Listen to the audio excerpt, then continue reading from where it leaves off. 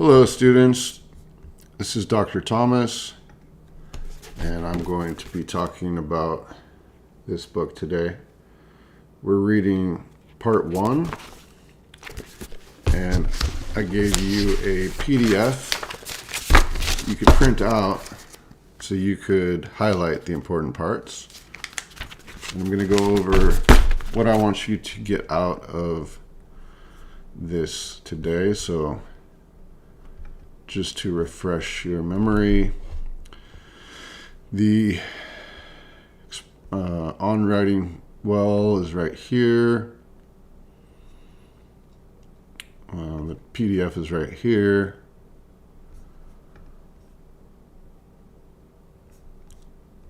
So the first section is entitled The Transaction, and this is where we see Zinsser has a take on writing that I think is really profitable for us to think about.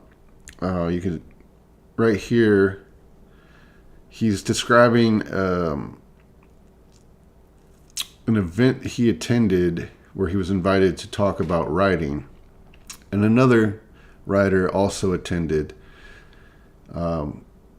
That writer was talking about writing as an avocation. Now, an avocation is more of like a hobby, a pastime.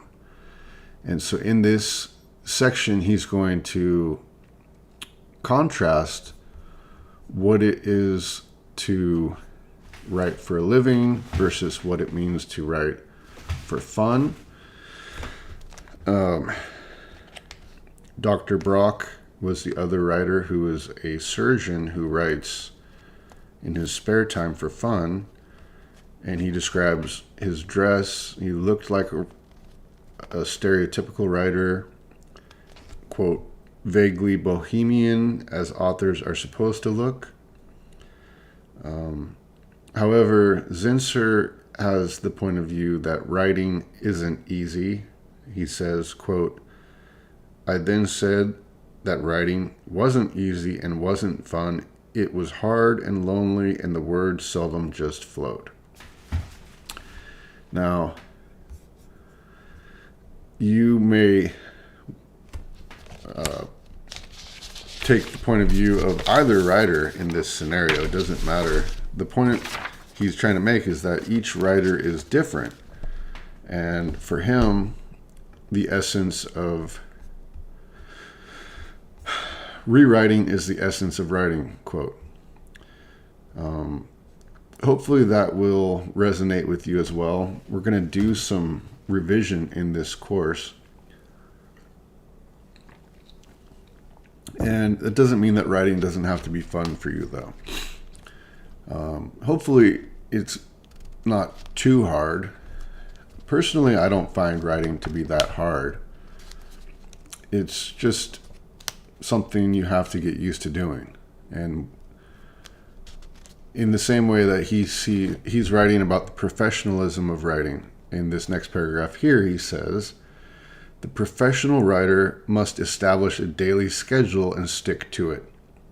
I said that writing is a craft, not an art. Now, I both agree and disagree with this point. I think that writing every day is the best way to get better at writing. However, I don't think that writing is only a craft. I think it is also an art. And for me, I use it both ways. As I mentioned in my introduction, I'm a theater critic. I write reviews for the Santa Cruz Sentinel. And that's probably more craft than art, but I try to be creative in the way that I present the plays. And there's a lot of places that I agree with Zinsser, and we have a lot of overlap in our view of what writing well means. Right down here, it says, if your job is to write every day, you learn to do it like any other job. And that, I think, is very true. It's not something that you need to do only when you're inspired. But also, that's the case with art as well. I think that the difference I have with Zinsser at this moment in the text is that art is also a profession and you can treat it professionally. And that means doing it on a professional basis where you are scheduling your time to do it, or it's not just, something you're doing for fun. It's something you're doing because you're inspired to do it. Let's see. I also thought that it was notable in this first paragraph, this first chapter, where he says, there isn't any right way to do such personal work. And that I entirely agree with. And, I think that that's incredibly true, that we don't have one way to do anything in writing. There are many, many different ways to approach it. And the main thing is to make your own process. A little further down on page 5, he says, ultimately, the product that any writer has to sell is not the subject being written about, but who he or she is. And this, I think, is a very important point, that ultimately we are our own product, and that's what you are getting the reader to invest in. If you're writing about a niche subject, you're going to attract that kind of enthusiast for your subject. But ultimately, we want to engage as many people as we can. And in order to do that, you need to express who you are through your writing. And this is what is meant by this first chapter entitled The Transaction. And he says this here at the bottom of the page when he writes, this is the personal transaction that's at the heart of good nonfiction writing. Out of it comes two of the most important qualities that this book will go in search of: humanity and warmth. So remember, as you're writing your expository essays, you don't have to hide behind technical language. Being academic doesn't mean being inhuman. It just means speaking to a certain audience and having a certain set of goals with your writing. Let's move on to chapter 2. In this chapter, Zinsser writes about the need to simplify your writing and to do so by omitting or deleting, editing anything that clutters up the writing. And one thing that I really enjoy about Zinsser is I'm going to link this article. It's a New York Times obituary to Zinsser. He had a very interesting career. He wrote for a newspaper. He was also a theater critic and movie critic. He taught at Yale, and he was also the executive editor for the Book of the Month Club. So he had a very long career, and he lived to be 92. So I always think it's a good idea to find some mentors who lived a long, successful life and had a long, successful career. It's encouraging to know that it can be done. And if you're going to take the advice of somebody for something as personal and tricky as writing, I say having somebody in your personal roster of influences, having somebody who lived a long time, is not a bad idea. Here's his Yale University obituary. So Zinsser was definitely the real deal, and part of what made him a great voice about writing was his writing itself, and that's why I assigned these chapters to you, because not only does it talk about what good writing is, but it is good writing itself. So he writes, clutter is the disease of American writing. And he says, the secret of good writing is to strip every sentence to its cleanest components. So we're going to want to think about what that means. What is necessary in writing and what is something that could be omitted. I wanted to point to this section here where he says, he's talking about a statement made by the president of the university after campus unrest. It was during the 60s when there was protest on campus. And the president wrote, "You are probably aware," he began, "that we have been experiencing very considerably potentially explosive expressions of dissatisfaction on issues only partially related." He meant that students had been hassling them about different things.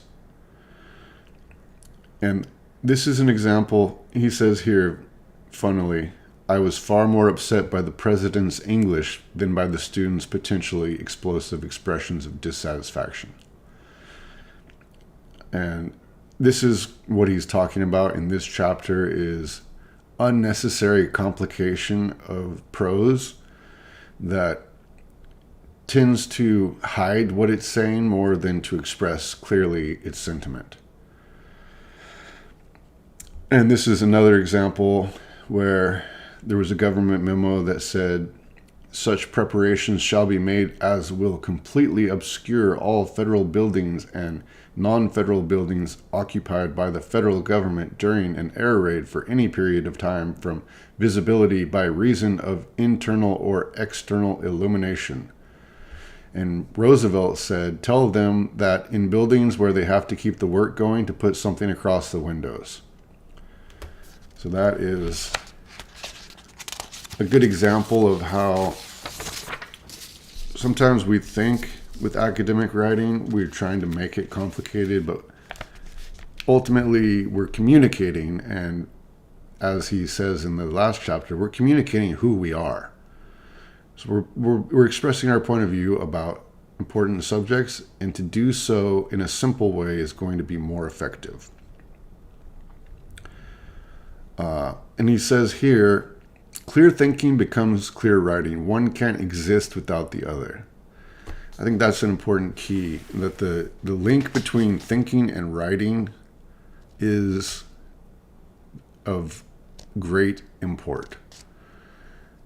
It's very important. That's why we write. We write to express our thoughts, and we need to clarify our thinking in order to have clear writing. One of the great things about writing is that we get to edit, and so through writing down what we think, we can see the lack of clarity in our thoughts, and then we can edit our writing, which in turn helps us to clarify our thinking. A little further down here, he talks about the fact that in this section, he's discussing all the distractions that readers have. And today, we know those distractions are many, many more with social media and cell phones. We really need to work on the craft of writing in order to engage a reader, because they're constantly being bombarded by notifications about something that they might think is important. And so if we want to hold their attention, we need to be masters of craft so that we don't lose the attention that is so hard to gain these days. And he says, usually if the reader is lost, it's usually because the writer hasn't been careful enough. This is why there's an emphasis on craft. He says that writers must therefore constantly ask, what am I trying to say? Surprisingly often, they don't know. And then they must look at what they have written and ask, have I said it? Is it clear to someone encountering the subject for the first time? If it's not, some fuzz has worked its way into the machinery. The clear writer is someone clear-headed enough to see this stuff for what it is, fuzz.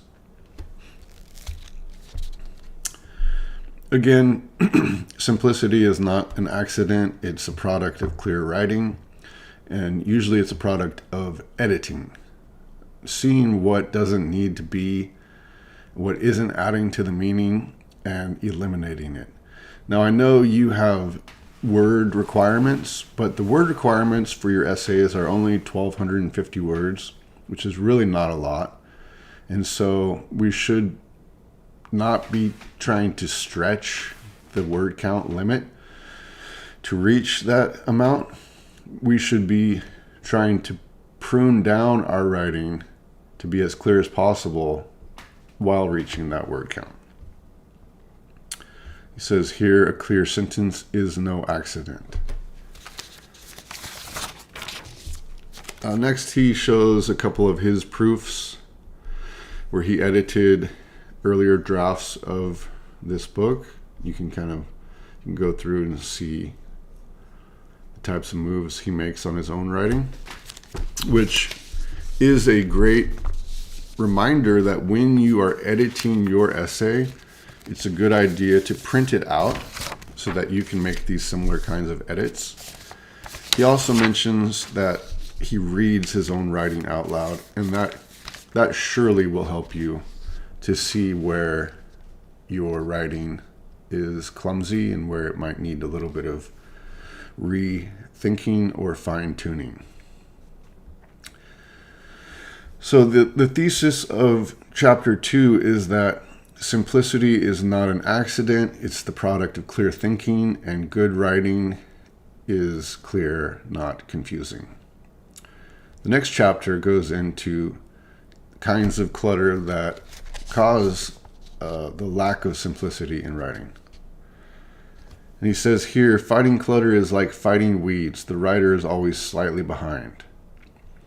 So he's setting it as a condition that writers have to fight against, that we are going to never have a perfectly clear sentence, because as we're composing them, we are imperfect in our expression of our thought, and our thought might not be clear to begin with, and so it's going to take conscious effort to clear up our writing. Let's see, a couple pages forward, he says right here, as George Orwell pointed out in Politics and the English Language, an essay written in 1946 but often cited during the wars in Cambodia, Vietnam, and Iraq, political speech and writing are largely the defense of the indefensible. Thus, political language has to consist largely of euphemism, question-begging, and sheer cloudy vagueness. And so this is, we're also reading this essay this week, Politics in the English Language. And Zinsser says here that Orwell's warning that clutter is not just a nuisance but a deadly tool has come true. And so the point is that in many cases, the lack of clarity is not an accident, and it's done to intentionally confuse the reader, to say something that hides the true meaning.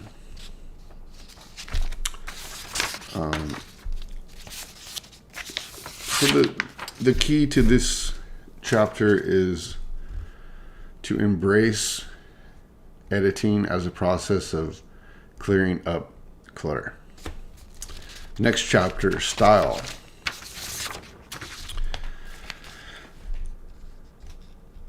He says here on page 18 that you must know what the essential tools are and what job they were designed to do. Writing depends upon your knowledge of how language works. And I'm going to be adding some lessons on grammar into this course as well, because I think that if you really want to write well, you have to have a very, very clear understanding of how language functions. We have our language, the English language, uses syntax or word order to create meaning. But it's very important to understand the basic elements of language so that you can build your sentences in a way that it will reduce your need to edit. Because if you build your sentences with a knowledge of how language works, then you're going to have a much easier time not needing to edit. And I'll get into that more in those lessons, but take grammar seriously is the main point, because it seems boring at first or confusing, it's abstract, but the more you get into it, the more you learn it, the easier writing is. And that's one of the things I want you to be able to do is, writing is hard, so let's make it as easy as we can, right? Okay, let's see.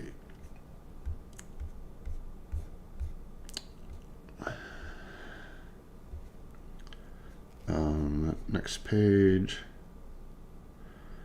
The reader will notice if you are putting on airs. Readers want the person who is talking to them to sound genuine.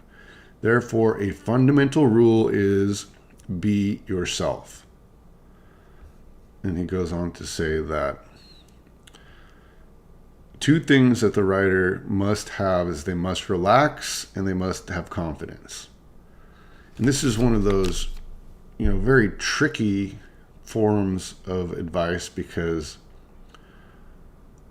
be yourself is a simple thing to say, but it's a harder thing to do. And yet that is at the essence, going back to the first chapter, the transaction. If you're going to sell yourself as a writer, if that's going to be a part of your process, is sharing who you are through your writing, then you have to be yourself. And that sounds obvious, but again, it's a much harder thing to do. Let's see. Let me move this over a little bit.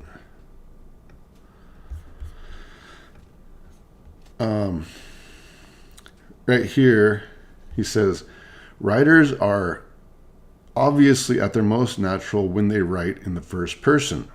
Writing is an intimate transaction between two people conducted on paper, and it will go well to the extent that it retains its humanity. Therefore, I urge people to write in the first person to use I, me, and we, and us. They put up a fight. So we don't always have to use the first person, but Zinsser here is suggesting to at least think about using the first person, or think in the first person, in any case, to make the writing personal and to own your own opinions and thoughts. You don't have to be an expert to have opinions. He suggests, still, we have become a society fearful of revealing who we are. You might think otherwise. We have a social media culture that tends to share a lot of who we are, but maybe that's not actually showing who we are. Maybe that's performing something that we want other people to think about who we are. You all know the performative meme. I won't go into that now, but there's some funny examples out there of people who are in public with a camera reading certain books when that's not authentically who they are or what they want to be doing, but they're trying to create an impression. And ultimately, you can't win by pretending to be somebody else. You have to own who you are and express that in a clear and easy to understand manner. He ends this chapter on style saying, sell yourself and your subject will exert its own appeal. Believe in your own identity and your own opinions. Writing is an act of ego, and you might as well admit it. Use its energy to keep yourself going. So often we are talking about ego in a negative way, and I think that the narcissistic emphasis on ego is unhealthy, but ultimately you are yourself, and putting yourself into your work, having a sense of pride about who you are and the point of view you want to express is good. So that's the essence of style for Zinsser, is to be authentic and to own your own points of view. The next chapter, the audience, asks the question, who am I writing for? Now, the ironic thing about this chapter is that Zinsser comes to the conclusion that, he says here, you are writing primarily to please yourself. And if you go about it with enjoyment, you will also entertain the readers who are worth writing for. If you lose the dullards back in the dust, you won't want them anyway. And so even though he mentioned the audience in the beginning paragraphs, the beginning chapters, and the need to have good craft and clear writing and simple style and clarity. Those elements of craft are important to use in consideration of the reader, but when it comes to who you're actually writing for, he suggests you should be writing for yourself. And he talks about this distinction. He says he's talking about two different issues. One is craft, the other is attitude.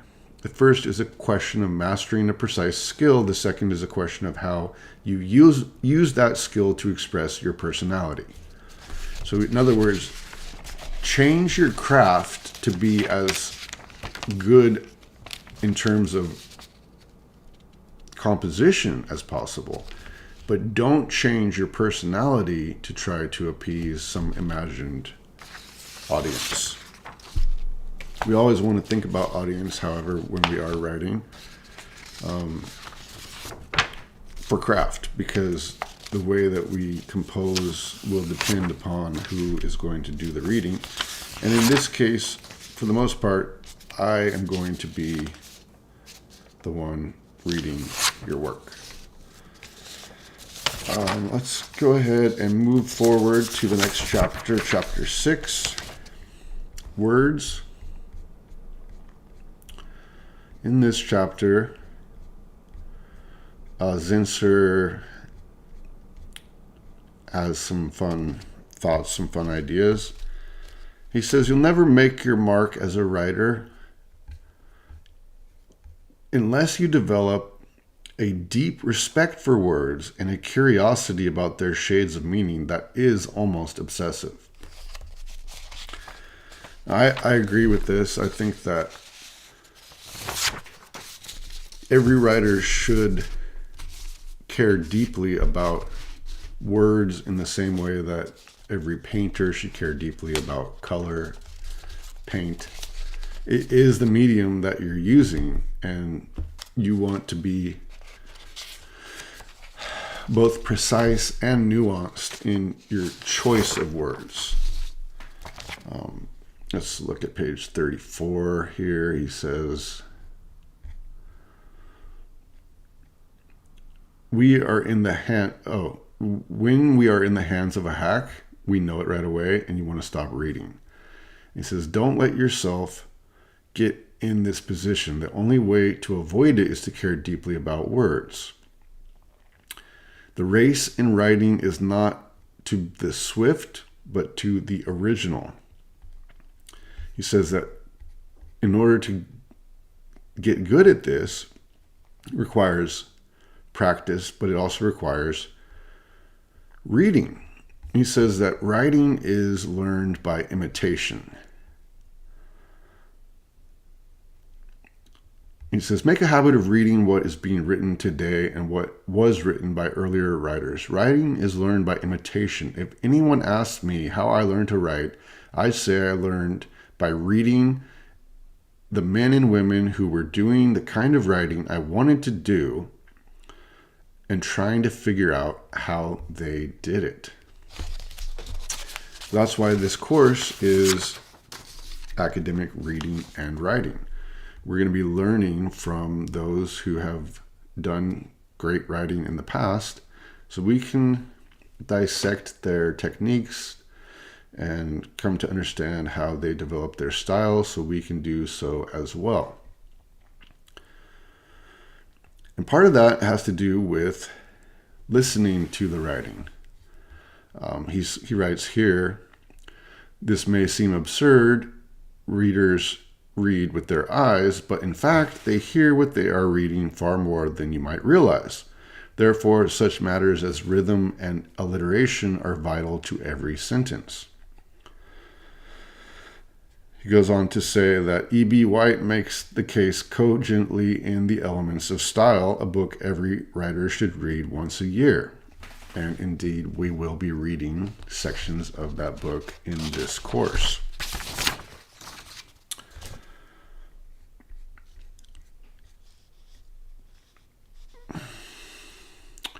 Zinsser states that he states, quote, I write entirely by ear and read everything aloud before letting it go out into the world. This is a practice I highly encourage. I think that when you read your own writing out loud, any of the clunkiness that exists, the lack of clarity, is going to become very, very obvious to you. And so it's highly recommended.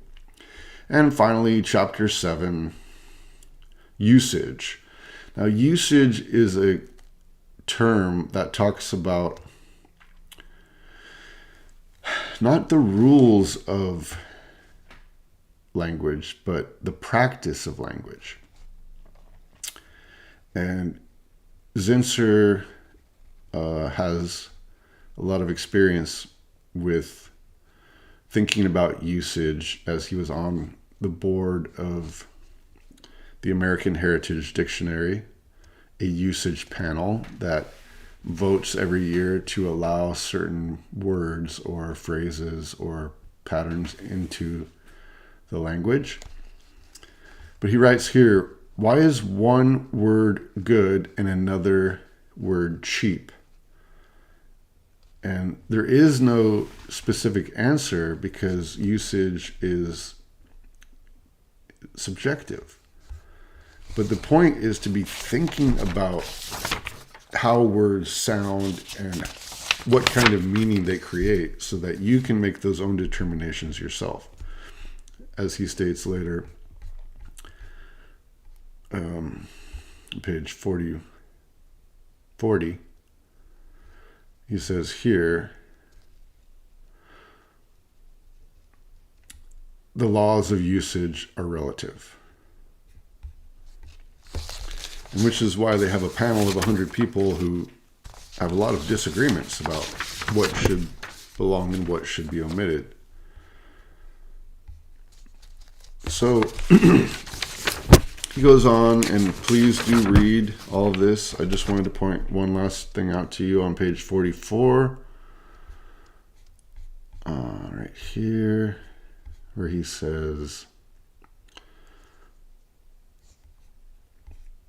I could go on. I have enough examples to fill a book, but it's not a book I would want anyone to read. He's talking about bad cases of usage. He says, we're still left with the question, what is good usage? One helpful approach is to try to separate usage from jargon. Jargon is language that is fashionable but not useful. The key to finding good usage is finding words that usefully portray something you're trying to say. let's see. So, yep, here's the book. You can buy the book if you want. Definitely worth having in your library. All you are responsible for, however, is the section that I assigned to you, chapters 1 through 7. It's the section of the book entitled Principles. And I want you to reply with one paragraph that paraphrases Zinsser's main points of each chapter, which I also just went over for you here. So please reply by Wednesday the 22nd, and it's important that you do so to reserve your spot in the class because we have a lot of people who are on the waiting list, and if you don't reply within the first 3 days of the class, they are going to get admitted to the class. All right. Happy reading, happy writing.